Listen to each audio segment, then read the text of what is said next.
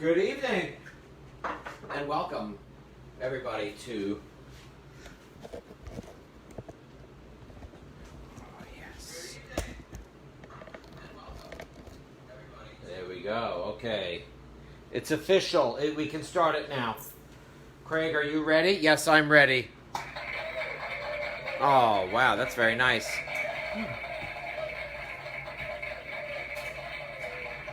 Hello, everybody. Thank you, folks. Please, that's too kind of you. I do appreciate it, though. Really, very, very generous. Oh, how's everybody doing tonight? Hello, Hop Hog Library. Hello, friends of Bisco, near and far. Oh, I believe we have many folks out there tonight tuning in from all across the globe, all across the U.S. For those who are coming to us from a Hop Hog Library, thanks again, Krista, for having us tonight. We have two wonderful dishes, two really terrific dishes. Kind of summer salads and some summer seafood. I see we have a comment already. I'm doing the camera and the comments tonight. And, thank you. Joanna Call couldn't find the event. Thank you for tuning in, Joanna. I really appreciate it. Thank you very much. Maureen is giving me a sad face. I go, maybe I'll help now. But I only if you want to, honey. I don't want you to. Maureen was just sitting in the wildly hot living room, and now she's thinking, oh, maybe I'll come to this burning hell of a kitchen. Come in and out. She's going to come in and out, folks. And for those wondering at home, we have this bag of frozen mussels, which I will be attaching right now to the camera to keep the camera cool. Because we have been overheating recently, and I can feel the camera is already overheating tonight. Wow. Let's hope that works. I think it will. It's kind of a pathetic fix, but it's a fix nonetheless. Oh, looking great. Thank you. Thank you, Pauline. Much appreciated. Maureen, if you are watching somewhere, maybe you can share that on your timeline that Hop Hog Library has gone live. Bisco was unable to share it. I have no idea why. Facebook is quite finicky. But we're gonna have a couple of dishes tonight. We're going to have corn salsa with fresh corn. That's going to get grilled up right here in Studio 1C. We also have some fresh peaches. I'm going to make a corn salsa and a peach salsa. And I'm going to top the peach salsa with some lovely striped bass. You folks remember our good friend Brad Reese from Someday Came Charters. I think you remember him. He was the guy who donated that wonderful prize of a half-day charter. And while I was out there, I got some striped bass. And I got some fluke. Not that I won the charter. I did not. Someone really won the charter, Linda Morlock. So congrats to you again.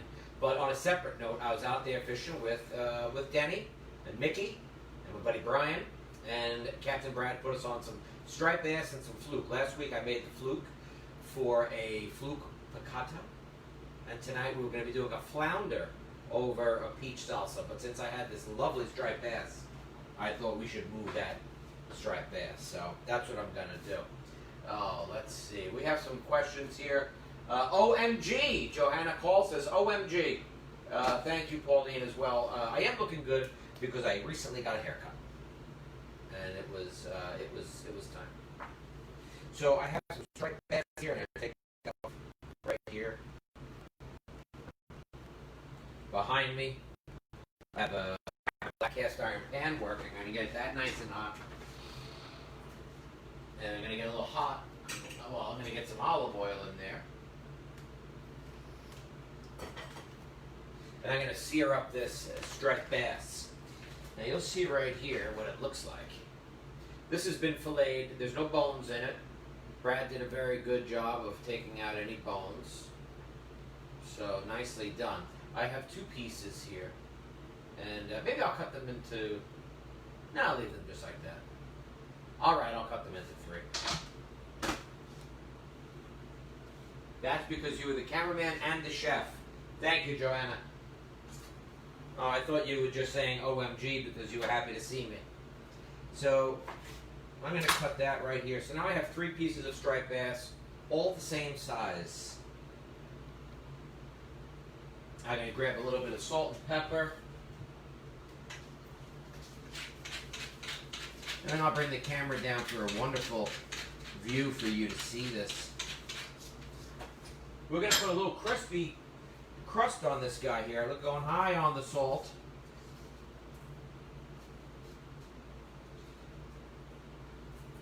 You know, Joanna, if you live very close...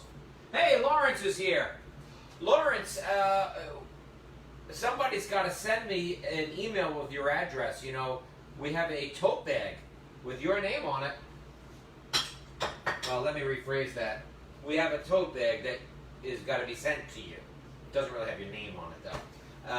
But you got a tote bag coming your way. It's been sitting in an envelope, and I've sent out some messages, but I didn't hear back from anybody. So when you get a chance, have somebody send me your address. Not over the public like this.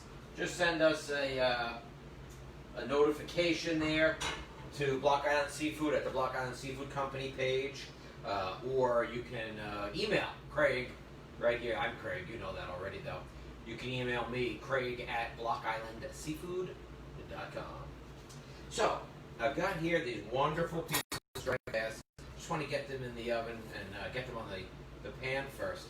Now, if you don't mind, I'm going to bring the camera right over here for a moment so you can see this this pan, and you can see that there's a bit of a shimmy starting already because I got this nice hot oil, and that is actually smoke coming off the pan.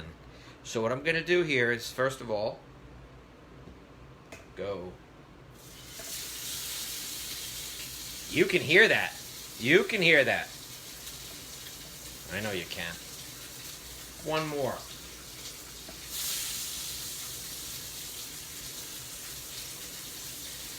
Lynn, this is for you. Another one. Now, what happens here is the striped bass hits that really hot pan, and instead of sort of like collapsing in the pan because the pan is really hot, the fish is starting to just form a crust. That salt and pepper, that's going to make a beautiful crust, which is exactly what we need. Then we'll flip that and we'll finish it in the oven. So let me see what my friend Lynn here has checked in with. Lynn, hey, Joe Suma is here. Joe, how you doing, buddy? Good to see you. You know what I mean. So Lynn was up on Block Island last week. She got a couple of short stripers. That's okay. You know, you throw those back, and we'll get them in September. Way to go. Between Rhode Island and New York, the measurements, they vary. So in New York, you have to catch a striper that's between 28 and 35 inches long. It's a slot. It's got to be in there. So the one that we got last week, we got a few short ones ourselves, but we got one that was about 28 inches and 28 and a half inches.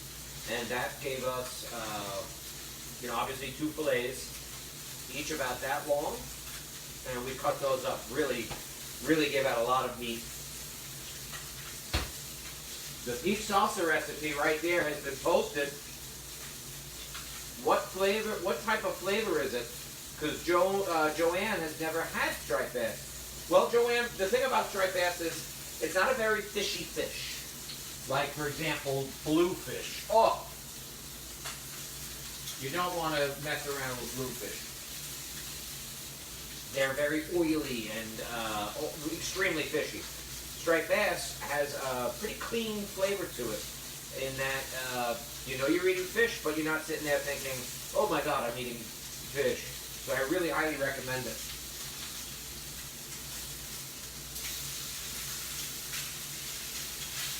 And the fish turns pretty easily because I had a nice hot pan. Just going to give you a quick closer look before I throw this right in the oven.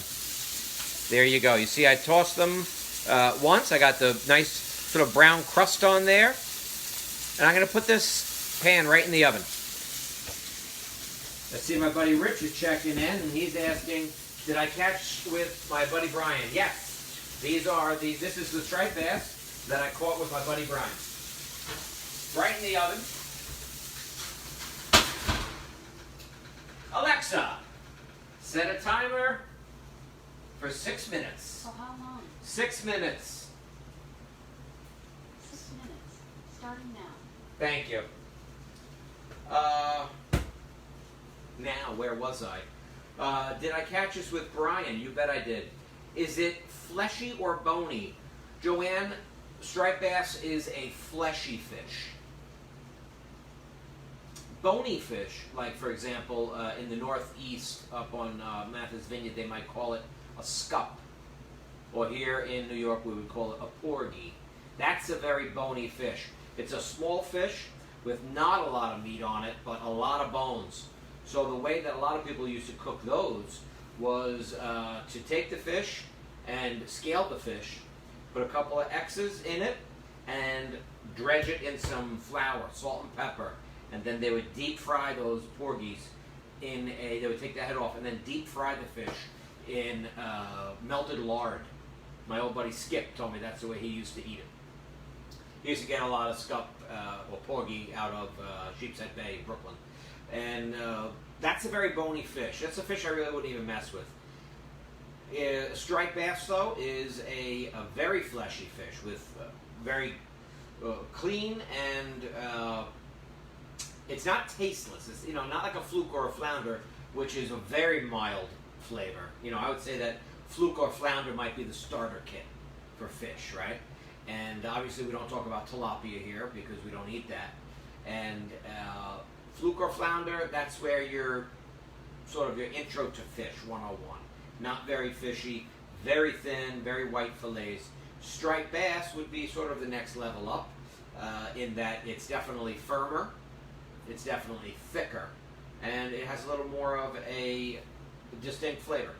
And it's very versatile though, because it's not going to overpower a lot of the things that you pair it up with. Yes, it's meaty. Like me, Joanne, I would describe it as meaty. So, while I have the striped bass working, I want to show you some shrimp here and make up a beautiful marinade for some shrimp. And what I'm going to do is, first and foremost, just show you how I butterfly the shrimp. So here are 2 shrimp, and let's see, they've been peeled and deveined. The tail is on, as you can see. So what I do now is I take my knife and I run it right up the back of the shrimp, but not through it. And that's going to open the shrimp up just a little bit. Why do I do this? 2 reasons. Number 1, it cooks a little quicker. Number 2, it's going to look really nice. So this is what you would call butterflying the shrimp. I'm not running the knife all the way through the shrimp. I'm keeping the back part intact because I want the shrimp to be able to sit up nicely. Oh, you're very welcome, Joanne. Thank you for saying thanks. That's kind of you. Oh, let's see. Maureen? Yeah. You out there? Yeah. Would you get me that Heineken 00 that I had there? Sure. It's awfully hot in here. And I sure could use a cold drink. Coming. What are you folks drinking at home? Let me know so I can take a look here. Oh, that's very nice of you. Thank you, Maureen. Appreciate it. You're welcome. Heineken 0.0. You can drink these when you're out running. There's no alcohol in them. So, let's take a look at some of the things I have here. And I'm going to put the cutting board camera on. Just like that. And here's how we do it. We have an orange. And I'm going to take some orange zest right off the bat.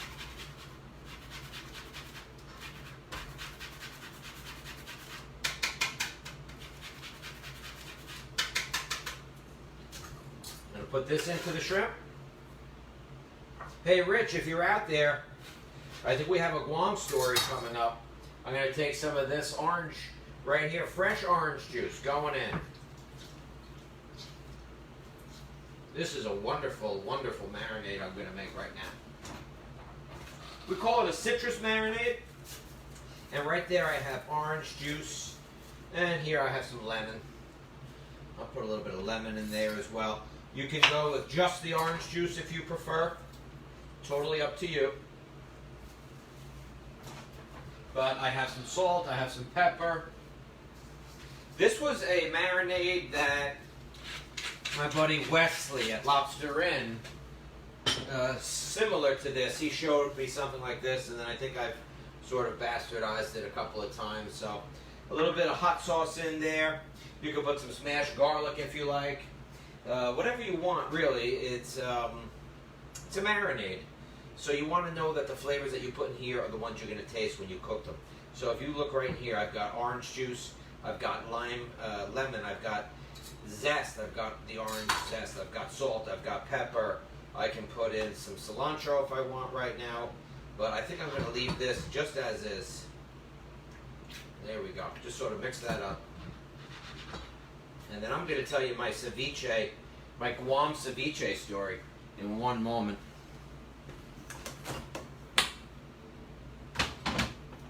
We'll let those shrimp work up here. Oh, let's see. Missed the interaction at the Hop Hog Library cooking classes. Alexa, stop it. Oh, Joanne, thank you very much. This is a good second. We have no choice, right? For a little while longer until I can get back into the library. I've broken in a couple of times, you know. Haven't been caught. But until I can get back in person in front of all you people, this is our close second. And that's what I've been doing. Like, you know, my wife and I, we take the COVID quarantine very, very seriously. We still share the same apartment, but I put a big piece of tape right down the middle of the apartment. I told her to stay on her side because I don't want to get her, you know, I don't want her getting me sick. She keeps it real serious, though. She got another apartment, but she'll probably come back, right? We'll see. So my buddy Rich, I don't know if he's out there and he's still watching. Hello, Carrie. Welcome. I don't know if Rich is out there watching, but the shrimp, I have them marinating right now in the refrigerator in orange juice and, as I said, in lemon juice. So this was something I picked up when I was in Guam. Picked up a couple other things in Guam too, but that's a different story. Kidding. So when the Spanish got to the island of Guam, they were going to convert some of the local people, the Chamorro, the original inhabitants of the island of Guam. And the Spanish were going to convert them to Christianity, and in the process, sometimes people get killed, you know, when they have to get converted. So the Chamorro who lived on the seaside, on the seashore, were very easy targets and easy to find. And then obviously they ran inland, and the Spanish would see smoke coming out of chimneys and things like that, and then obviously they would go inland and they would find the local Chamorro there because they were following the smoke. But then the Chamorro got wise to that, and they said, well, you know what, we can still cook our proteins in citrus. So in the citruses that was available to them, lemon and lime and things like that, that's how they started to cook their protein. And that was the beginning of ceviche. So that is what they call ceviche by necessity. Okay, where there's a will, there's a way. Now we're going to put this wonderful, we're watching while we eat dinner. Oh, good stuff. We're going to put that wonderful striped bass, which I just finished in the oven, possibly. Let me take a look at it.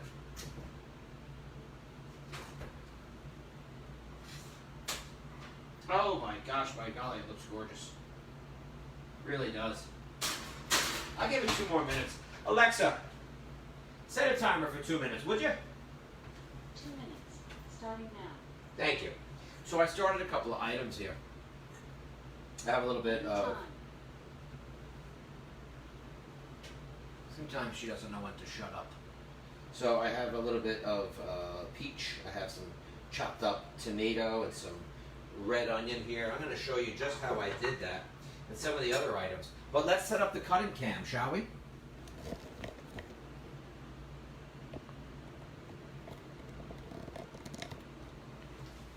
Might have missed it. What size are the shrimp? Those shrimp, Joanne, those are 1620s. And I'll tell you a little bit more about those shrimp when we go to cook them. Right now, I just have them in the refrigerator, marinating. But as I said earlier, they're also sort of cooking as well because they're sitting in all that citrus. So here's a jalapeno, and I'm going to use just the outside part here. Remember the ribs and the seeds, I've told you this before. That's the spicy stuff. That's where it's hot. So here I'll just take this off just like this. Bingo. Beautiful. Hot stuff, okay? Hot stuff. No, not you, Maureen. Oh, gosh. It's not always about you, you know. But here's where we get some flavor and some heat. But you see I have a rubber glove on. And the reason I do is because there's, there's some jalapeno liquid that pops off of here and onto my hand. And then if it lives on my hand, it lives on my hand. So after that, when I go to rub my eyes, I start burning up. So we want to be very careful. The jalapeno is not that hot. It's not like the Carolina Reaper or the ghost pepper. It's not that bad, but it'll definitely provide some heat. So let's not cut the pieces too big. We want some nice... Alexa, stop. Alexa, stop. Don't make me ask you that twice, okay? Alexa, stop it. So here I got some nice small pieces, and that's going to go into my jalapeno. Now you'll see over here I have some extras. Well, I'll just cut them right here because we're all here at the board together. And I'm going to use this jalapeno for my corn salsa, which I haven't done yet, but we're going to do that together. You'll see that as well. Because, you get what you pay for here at the Hop Hog Public Library and the Block Island Seafood Company. We're not going to be, ripping you off with some half-assed show. You're getting the full deal here. We're going to catch you up on that in just a little bit. But there goes some jalapeno. So don't ever say I didn't show you how to cut a jalapeno.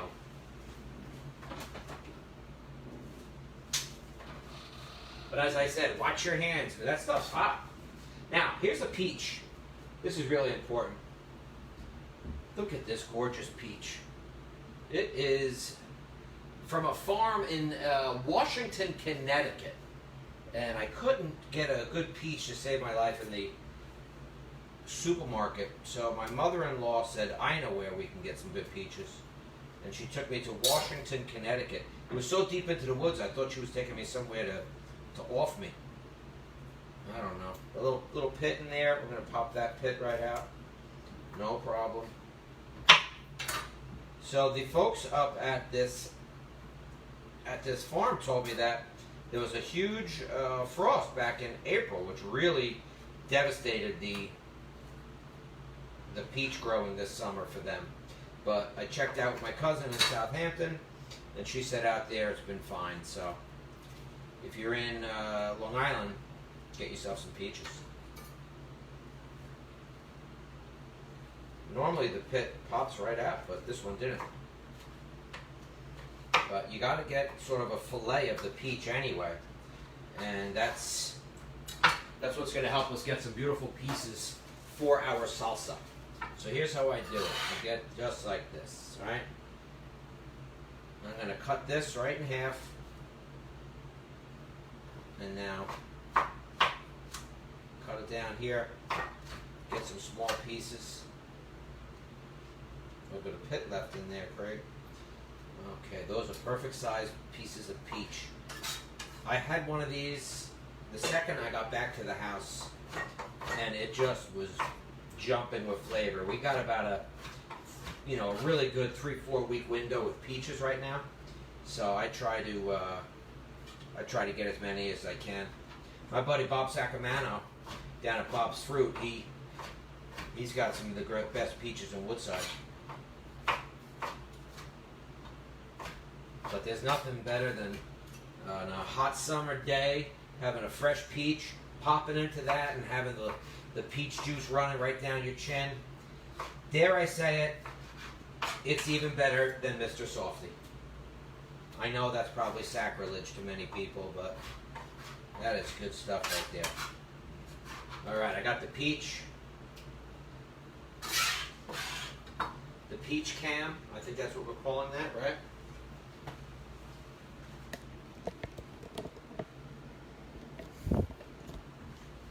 Look at this beautiful bowl here with peaches in it. I'm just going to chop up a little bit of cilantro as well. I have my striped bass, it's already out. So, a little bit of cilantro right here. For some people, cilantro tastes a little soapy. I don't know why. It's just one of those things. It tastes soapy to people. If you're one of those folks, I apologize. If you don't want to put it in here, I would put in some fresh basil or maybe some Italian parsley. But we're going to use cilantro.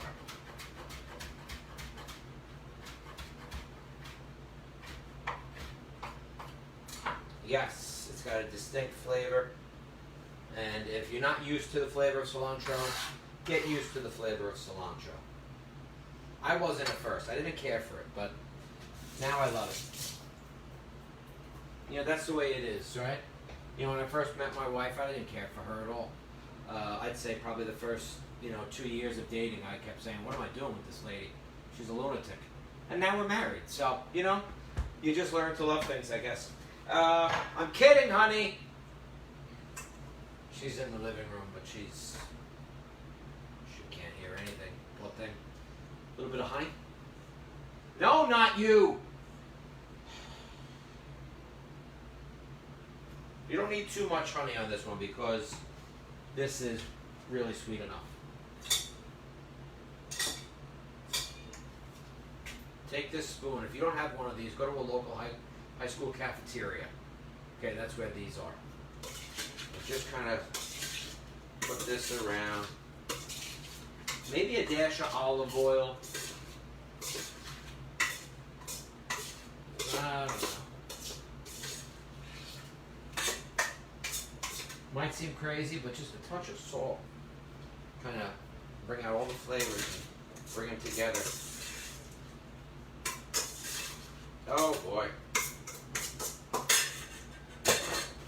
I'm excited about this one. Oh, I think maybe a little peach might help. Just like a slice of peach for some garnish. What do you think? Let's see. Joanne, if you have an allergy to peaches, what other fruit would be good to use on this? Use mango. Mango works great. Glad I'm not one of those people. The more cilantro, the better. Go out. Go ahead. There you go, Joanna. And Profan Asi says, my sis says it tastes like underarm. Well, my question to your sister would be, why does she know what underarm tastes like? I think that's the thing we need to investigate there. So I'm going to take just a slice of this peach. Hopefully it'll come off nice and easy. No, it won't, because nothing I do ever just works, It's always got to be a battle. I'm sick of the battles, I can't do it anymore. The Facebook stuff, I was all ready to go here tonight, and then bam, the thing crapped out on me at the last minute. I'm getting tired of all this stuff. I really am. And then I complained to my wife, and she says it'll all be okay. And it will be. Oh, let's see. I love this dish. Yeah, I do. So, oh, this is beautiful. Maureen, you're going to love the look of this, I promise you. Hi.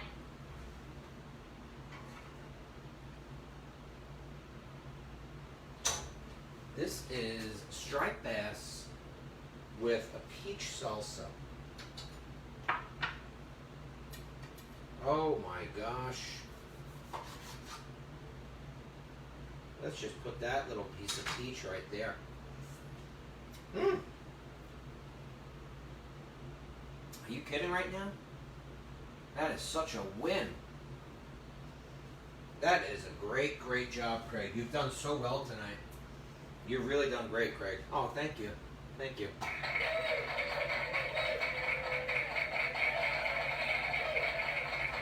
That's too kind. Oh, it's really, that's too much. I appreciate it, but we're not even done yet. Thank you.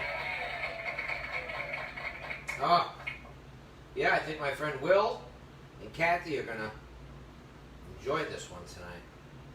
So that is peach salsa with wonderfully, wonderfully fresh striped bass out of Shinnecock in Shinnecock Bay.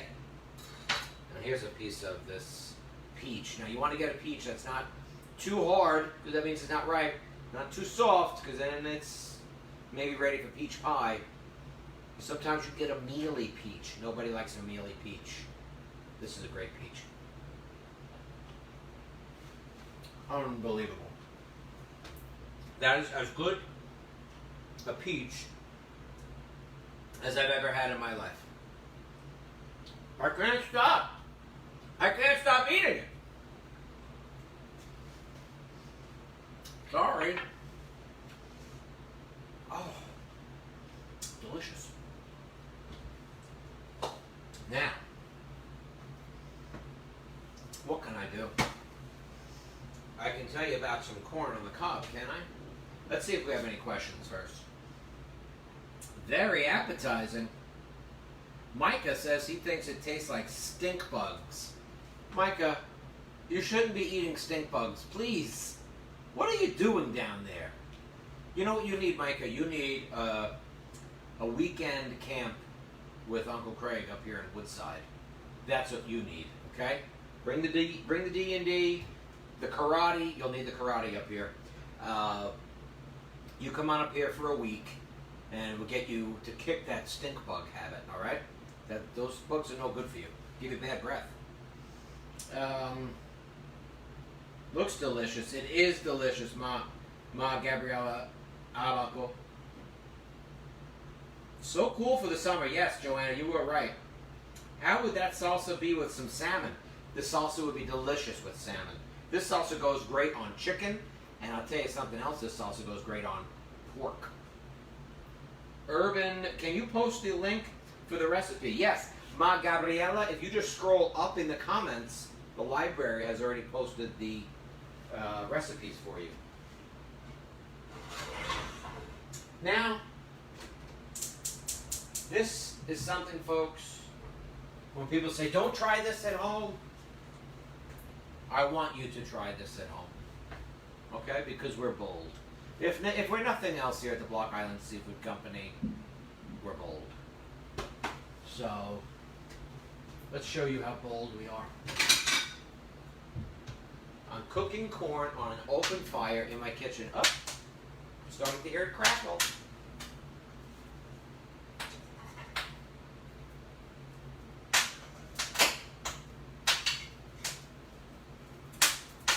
This I'm going to share with some neighbors. Would you folks like to watch some corn? Let's watch some corn, shall we? Come on.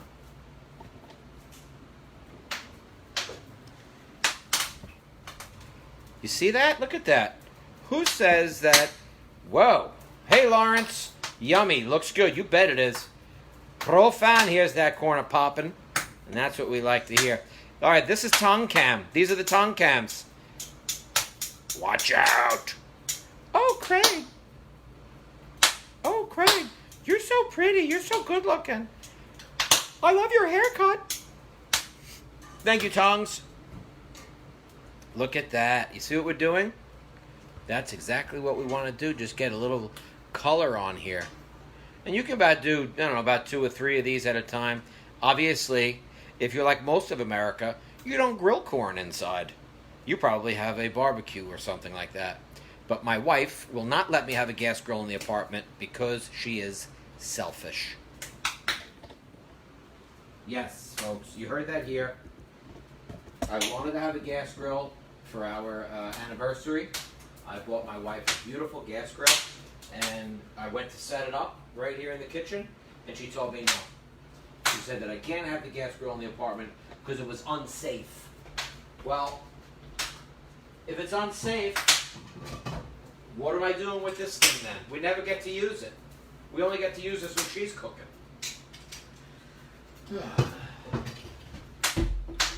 Don't get me started. Oh, again, good crackly, poppy. That's good. The main thing is this. The heat that it's getting on there is going to be enough to pretty much cook the corn. Also, I don't mind having the corn having some pop on it. The char that we're putting in there gives it flavor and color.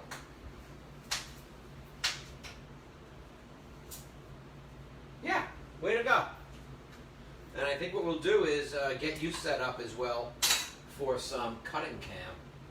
The cut cam tonight, folks, is sponsored by our good friends at Wanna-Make-A Switchblades. You need a switchblade and you want to make a switchblade, get a Wanna-Make-A Switchblade. The best switchblade for those dark nights in the alley. Did you know we had a sponsor tonight, honey? No, who? Wanna-Make-A Switchblades. Wow, where'd they come from? Oh, they're a big switchblade brand. That's what my mother gave me when for my first communion. Oh. Have the cross on it? Yeah, yes, it had a cross on it. Nicely done, honey. Okay. Let's go to the cut cam. Wow, wow, wow. Woo, woo, woo. Cut cam, everybody. Nicely done. So here's what we need. You want to try this peach salsa, honey? It is to die for. So here's my corn. Very simple. I kind of aim my knife at the corn so that it goes flying around a little bit less. If I cut like this a little bit or straight down, it tends to fly. So I just turn my knife in just a bit, just like that. That's all. Hope you're enjoying the cut cam tonight, everybody. Only here for the Hot Pog Public Library. No other library gets the cut cam except the Hot Pog Public Library. Here we are. There we go. Look at all that wonderful corn I've gotten. You could save this ear of corn too if you want, because maybe later in the summer you'll be making some clam chowder. You could save that ear of corn and throw it in the fridge, or rather in the freezer, or just throw it in the garbage.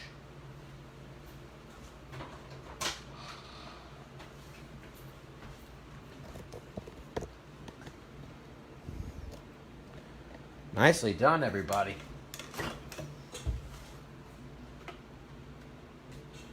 And you know, I'm really enjoying the comments because normally when Maureen runs the comments, I don't get to see everything because she's a very strict, filer or filterer rather of the comments, because sometimes you folks write really nasty things to me, and it hurts my feelings. And luckily Maureen shields me from that. But tonight I get to see all the nice comments. And now that I think about it, they're always, these have been all nice comments. I don't know why Maureen says people write mean things to me. I think maybe people are writing nice things to me, and Maureen is not sharing them with me because she's jealous. Okay? She's jealous. So, fake news, Maureen. Oh, gosh. Okay? People are writing really nice things to me. Hey, Ann Collins. Welcome. I see that you've joined. You may have already left. Scott Edel's back here. Hey, Craig. Craig rocks. Maureen, that's what Scott Edel said. I tell you all the good things. You do not! Don't lie to me in front of everybody. Very important thing, folks. When you turn on the gas, never have your dish towel on the flame. Bad idea. Oh. Wonderful. Wonderful stuff here. So the shrimp that I was marinating before have been in there now for about 20 minutes or so.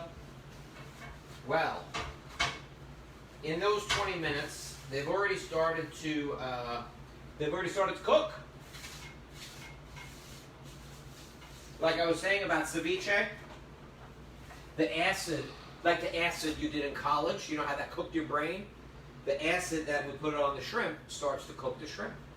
The orange juice, the lemon juice, all that stuff, this is your brain on acid type of thing.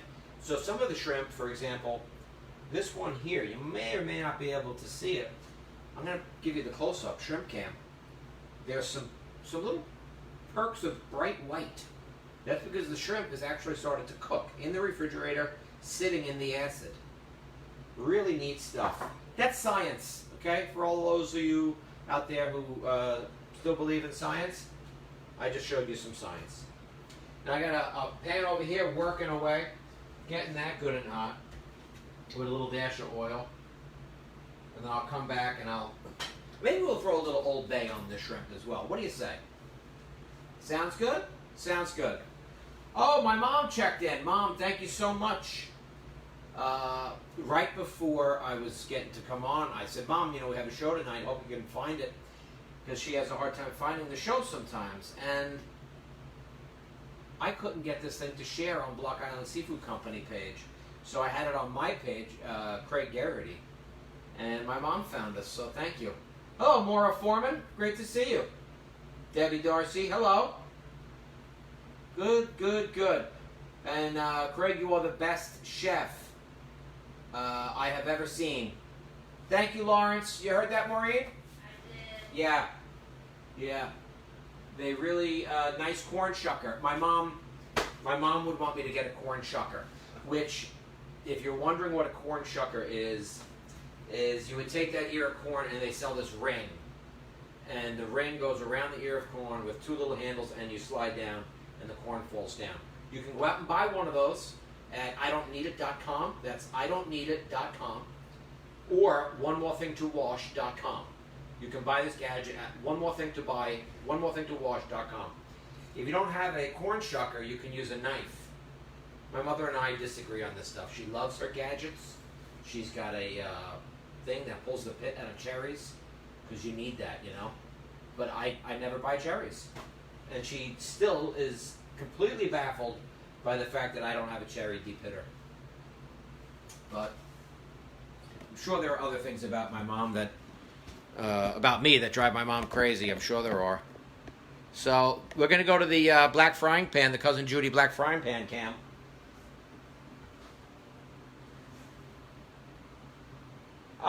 Debbie, yes, we have Venmo if you want to purchase a shirt or an apron or something like that.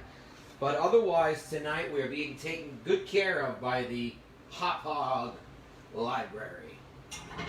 But yeah, we got our aprons for sale and all sorts of good stuff. Shirts. Here we go. That's what we like to hear. And the tails and the shrimp already start to move because the pan is good and hot. Almost like a ballpark frank. It plumps when I cook it. But that one, you see, is starting to slow it down because I've cooled the pan down by putting in this cold shrimp. The pan cools down. So I take a moment, I chit-chat. I'm going to do this one in slow motion. You ready? Which one is this? Slow 'em up. One more. I shouldn't overcrowd the pan, but I'm gonna do it. Lawrence, I don't want you overcrowding your pan at home. You hear me? Even if your mother says, it's okay, Lawrence, overcrowd the pan. You say, get out of here. All right, we got some shrimp in there. It's Craig-Garrity at Venmo. But let me know what you want to buy and we'll send it off to you.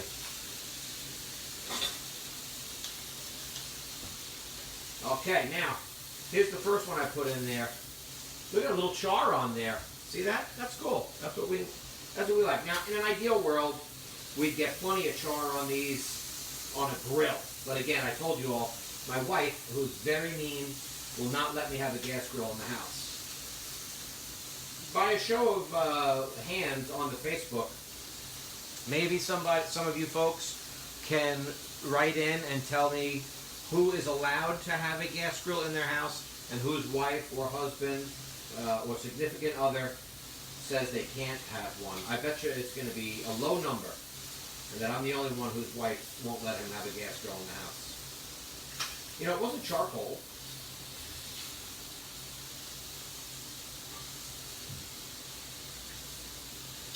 But you'll see as they start to turn color, I give them a little flip, and I'll finish these guys in the oven as well, you know, because I got to worry about my smoke alarm.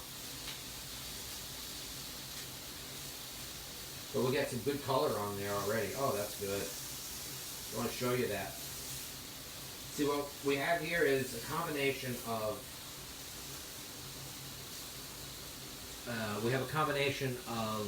char from our black cast iron pan, as well as caramelization, because we've got a lot of sugar on this shrimp from the orange juice.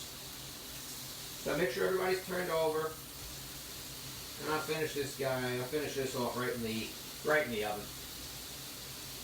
Alexa, set a timer for 3 minutes, would you? 2 minutes. Starting now.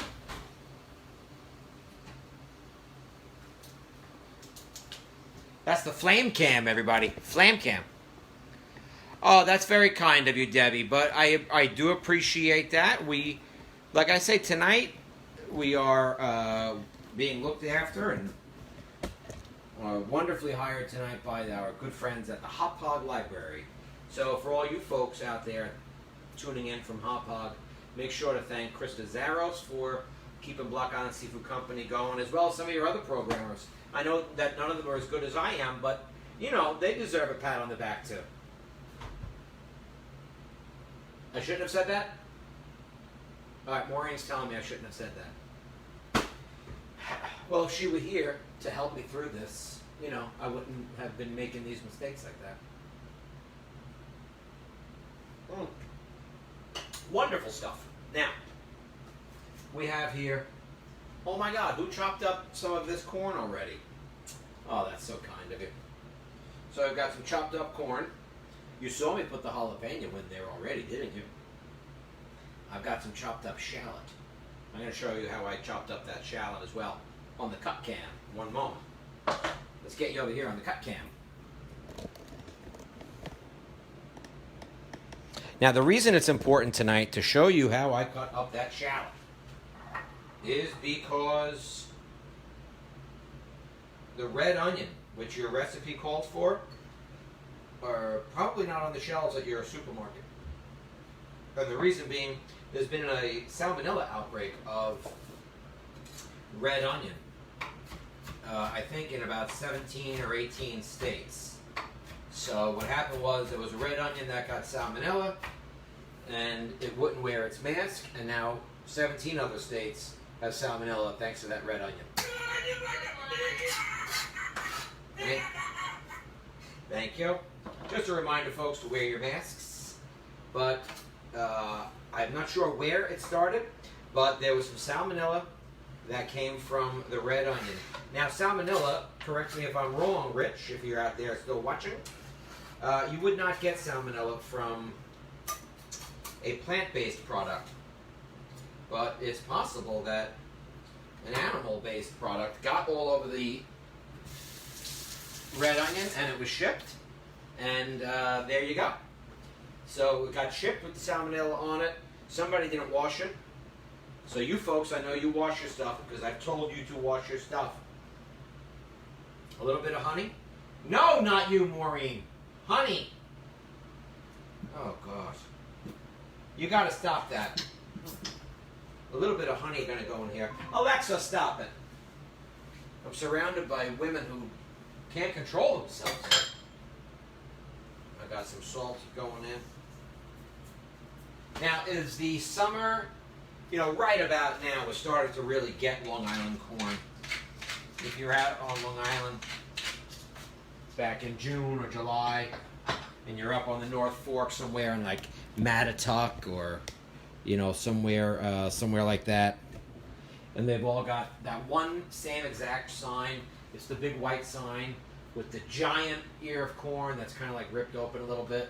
You see the same sign everywhere in June and July saying local corn. It's not local corn, because if you look behind their farm stand, it's a giant field of corn that hasn't been harvested yet.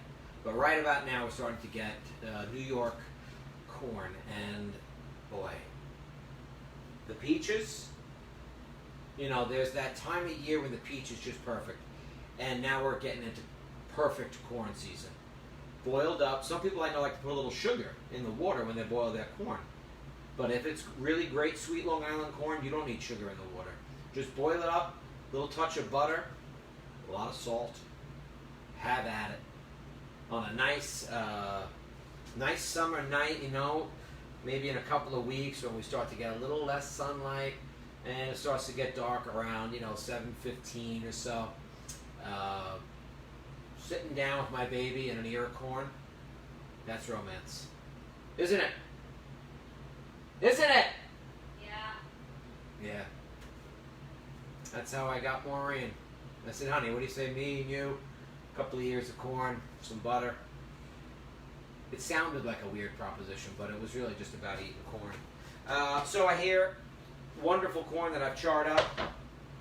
Some more cilantro. And I got to add some lime juice to this one. Don't let me forget to add the lime juice. Okay, Lawrence? Make sure I don't forget the lime juice, please. When are we back? We're back on camera, I think, next week, too. I got to see. I think next week we're back. We're live from Hampton Bays. We had some technical issues the last time we did our salmon dish. So we're going to redo that with better Wi-Fi. So I didn't realize this, but when I've been doing the show, Maureen keeps the windows open in the living room. And all the Wi-Fi is going out of the window. So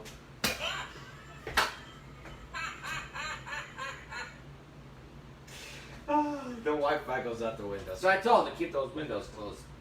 Oh boy. You can't. It's too much. It's too easy. Lawrence, I hope you liked that one. Oh my God. Where are you, peach spoon? I'm going to use the peach spoon because, I have to do the dishes. So the less dishes, the better. And that goes back to my mom's corn shucker tool. I don't want to wash it.com. Follow Hot Pod Library to see more of that post. Yeah, you better. Hey, Dave, welcome. Welcome, Dave. They might be downstream from some animal farm. Oh, good idea. You see, this is why you got to be friends with science people. They're so much smarter than us idiots. So, just a note here, Maureen. Yeah. It's not a note for you, and it's not a note for me. It's actually a note for Lawrence. Hey, Lawrence, Nana is finally on! ! We are having Craig's corn salad with shrimp when you come on Friday. Lawrence, you're a lucky guy. Nicely done, Tara. Is it Tara, Byron, Riley Williams? Yes, somebody from that family has to send me their address. Now, I was talking before about the possibility of the salmonella, which, as I was saying, and Rich, again, correct me if I'm wrong, is not a plant-borne illness. It is a animal-borne illness. So Rich says that, and Rich is a scientist, okay? He knows, like, science and various sciences, and he says that it's very possible that the red onion farm was downstream from an animal farm. So the bad things that were feeding and I mean this in the water supply that was feeding the red onions may have been bad. Henceforth, and therefore, the red onion salmonella outbreak of 2020, because 2020 just wouldn't be 2020 without a salmonella red onion outbreak. What's next, honey? Maybe we can find a way to make 2020 better. I believe the children are the future. Look at this, gorgeous. We have the bright red pops there from the red pepper. We have our yellow from the corn. We got the green in there from the cilantro. And the red onion. The shallot. It's not red onion. But I'm going to show you something here real quick. And this is... Hey, Craig, I was on Block Island with your favorite science teacher. Yes! Of course, Lori's great. Lori and I went to college together. But somehow, Lori's a lot older than I am. We went to college together, but I am still in my 20s. So, go figure. My family, we didn't go to the block this year. What a, oh boy, did I miss it. Jumping off that piling down at the Slanty Bar at Mahogany Shoals. Going down Payne's Dock. I did that last year for the first time. I felt like such an adventurous guy.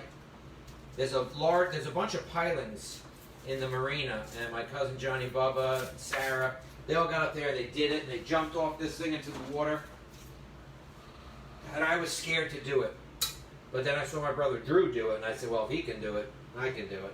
So I got my shallot here, because it's good and safe, salmonella free. And I'm going to make sure I have the flat side down.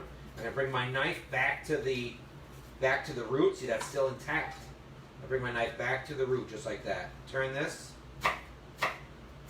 And I, again, slice back there. Now, we get these perfect little slices. And we have perfectly diced shallot. You have to pull the shrimp out. Oh, snap. And I'm going to take that, put it right in here. Did somebody tell me that, or are you reminding me? Someone texted me to remind you. Alexa, did Alexa go off? I don't think so. Alexa, do you have a timer set? The timer's running away. Alexa, stop it. I'm talking. I'm talking now, Alexa. Alexa, did I have a timer set? There are no timers set. Alexa, everybody in Facebook land heard me ask you to set a timer. The fact that there was no timer set means that you are fired. Carrie, who texted you that? Matt? Your brother Matt? No, your brother. So my brother Matt is a wonderful chef. Matt lives down in undisclosed town in New Jersey. I don't want to give out his town. But thank you, Matt. He reached out via text message to my wife to remind me that I had shrimp burning in the oven. The good news is I don't think my oven's really at 350 degrees. So if there's anybody out there in the Woodside area who's able to fix a thermostat on a stove, let me know, okay? I'd really appreciate that. While we're all here, let's take a look. It says 350. It's been on 350 for a while.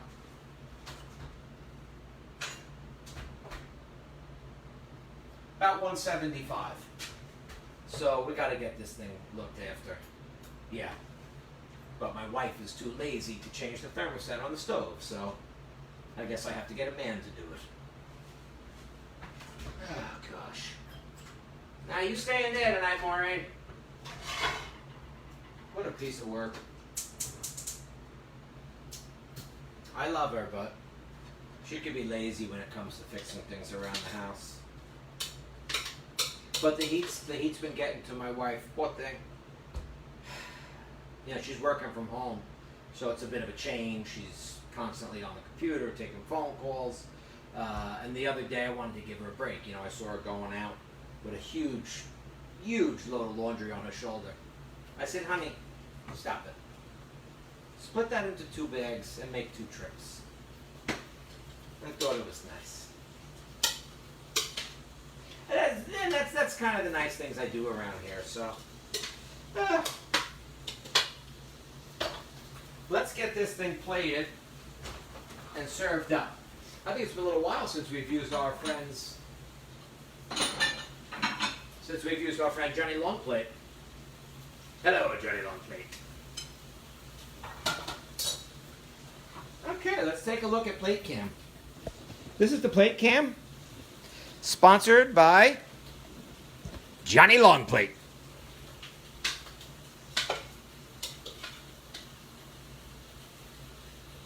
You know what I'm going to do? You're going to think I'm a madman here. But here's what I'm going to do. I'm going to lay the corn out just like that. And instead of making one long plate of corn, let's make up 3 sort of little portions. And again, remember tonight, this camera angle is sponsored by Johnny Longplate. When you just don't want to have a round plate, you want to have a long plate. Get yourself to Johnny Longplates. And there we go. I'm going to just sort of put those babies in their own little pile. And my brother Matt is down in New Jersey, and he's saying, They're too big. Those piles are too big. But don't worry about it, Matt. I'm the boss here. I'm the boss here. Well, I'm the boss in the kitchen. Maureen's the boss in general in the apartment, but I'm the boss here. And let's have the shrimp go in different ways. What do you say? Who's going to yell at me? Nobody, because like I said, I'm the boss. Right, honey? Yeah.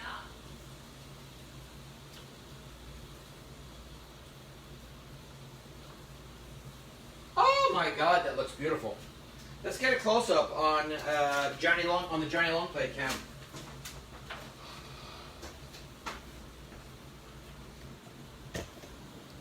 So what we did here is we put the shrimp out and we put facing different ways. I think it looks pretty nice.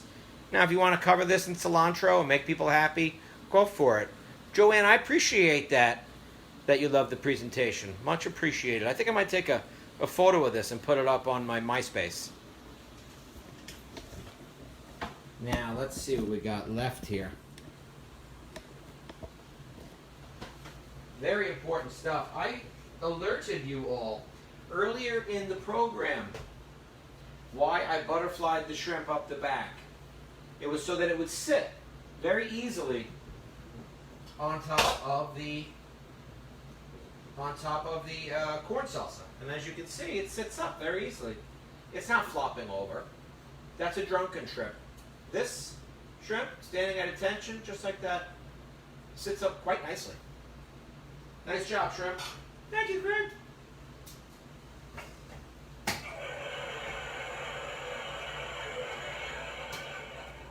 So Profan Asi says, beautiful. I don't know if she's talking about me or the shrimp, but my mother says I sound like my father. Well, I guess considering the fact that he was my father, we would sound alike. But luckily I got my mother's looks. I do, I really do. I got my mom's looks. Joanne loves the presentation. Pauline says it looks fantastic. Thank you very much. Rich Valori says, Matt for the win. It went off. See, Alexa went off. I turned it off. Oh, and I didn't even remember turning it off. Again, like I said, that oven wasn't working anyway. So, if anybody knows somebody, is Stanley's Hardware still in business? Maybe I'll get down there and take a look. I don't know. Do we have any questions out there tonight, folks? Any more questions? Top fan. Profan I see is a top fan. And I can see that because she's got a little diamond next to her thing there.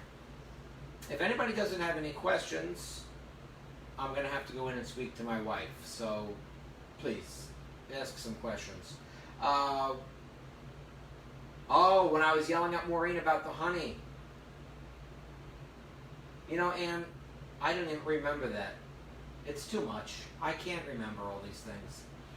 Good thing you're here. Let's see. Joanne wants to know, does Maureen like everything that I cook? No, she does not. That's not true. And it's not... Well, let me finish.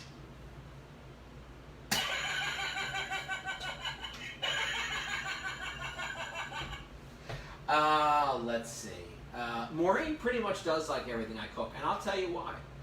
Because I try to cook things that she likes. I learned early on in our relationship that I shouldn't be going out and trying to make stuff she doesn't like anyway, right? So I'm not going to go out and make like, what's something you hate, honey? Something I hate? Yeah, something you don't like. Broccoli. Broccoli. I don't make broccoli because Maureen doesn't like broccoli. So why do I make it? I'm not her mom. I'm not her dad. So I make things that she likes. And luckily we both like a lot of the same things. Maureen does like seafood. And she likes a nice piece of fish. She hasn't been eating too much fish lately. She'll get back. You know, things come and go. She'll be back on it. Or am I going to post the recipe? Sue Maloney Fennelly wants to know. Well, Sue Malone Fennelly, if you scroll up to the top of the comments there's a link from our good friends at the Hop Hog Library. So scroll on up there and get the recipes that way. And if you can't get them that way, feel free to